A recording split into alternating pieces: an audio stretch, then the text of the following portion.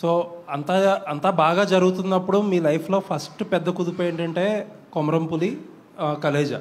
కుదుపు అంటే ఎలా? అంటే ఆ సినిమా ఆ 2 సినిమాలు చాలా ఎక్కువ డిలే అవ్వడం, ఎక్కువ కాస్ట్ ఆఫ్ ప్రొడక్షన్ ఎక్కువ అవడం, ఆ తర్వాత ఆ సినిమా రిజల్ట్ కూడా నెగిటివ్గా రావడం 2 సినిమాలు కూడా. అసలు ఆ సినిమాలు అంత డిలే అవ్వడానికి కారణం ఏంటి? ఎంత నష్టపోయారు? ఆ 2 సినిమాల మీద ఎంత నష్టపోయారు?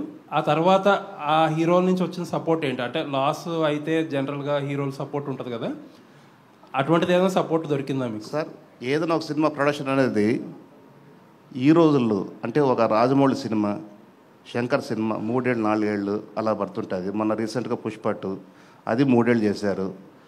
కానీ ఆ రోజు నేను చేసిన రోజుల్లో 3 ఏళ్ళ సినిమా అనేది లేదు సార్. ఆ రోజుకి కొమరంపులి కానీ, కలేజా కానీ, పోకిరి కానీ, ఇంకోటి కానీ ఏదైనా కానీ 6 months 9 months ఆర్ 1 year ఇదే సార్. కానీ దురదృష్టం బ్యాడ్ లాక్ ఏమంటే ఇట్స్ మై ఫేట్ 3 సంవత్సరాలు పట్టింది సార్. 3 సంవత్సరాలు అంటే మెయింటెనెన్స్ ఎంత ఉంటుంది అనేది ఒక ప్రొడ్యూసర్కి తెలుస్తుంది సార్. ఎవ్రీథింగ్ రన్ చేయాలి కదా సార్. ఆఫీస్ రన్ చేయాలి, శాలరీస్ రన్ చేయాలి, ఇంట్రెస్ట్ రన్ చేయాలి, అన్నీ పెరిగిపోతాయి కదా. సో ఇంకో క్వశ్చన్ మీరు ఏమన్నారంటే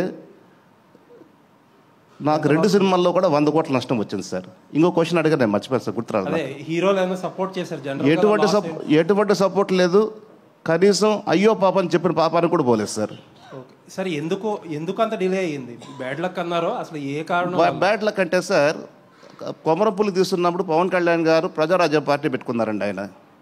ఓకే. సో దానివల్ల ఎంతో కొంత కొద్దిగా డిలే అయ్యింది. అది వన్ ఆఫ్ ది రీజన్ చెప్పొచ్చు. So many reasons. అలాగే కలేజ్లో కూడా సో మెనీ రీజన్స్ అండి. రమేష్ బాబు గారు సార్, ఇక్కడ సార్ ఎక్కడండి?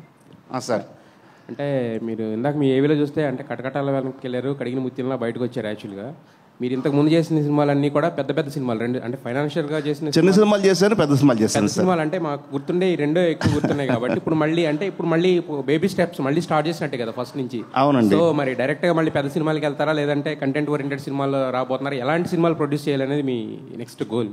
నాకు బేసిక్గా నేను ఇన్ఫ్లుయెన్స్ అయింది త్రివిక్రమరావు గారు, దేవి వరప్రసాద్ గారు. వాళ్ళు పెద్ద సినిమాలు చేసేవాళ్ళు. నాకు సినిమా అంటే ప్యాషన్, చిన్నప్పటి నుంచి పిచ్చ ప్రేమ. ఫైనాన్షియల్గా వచ్చానండి నేను.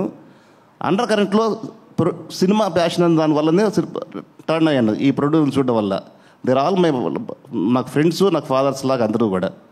ఇంకోటి ఏదో అడిగారండి.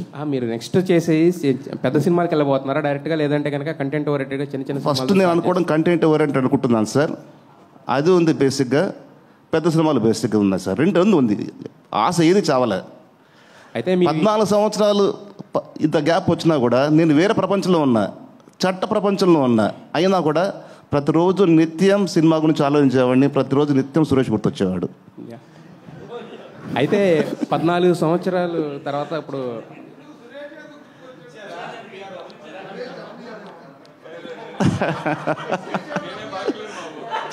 అది కాదు.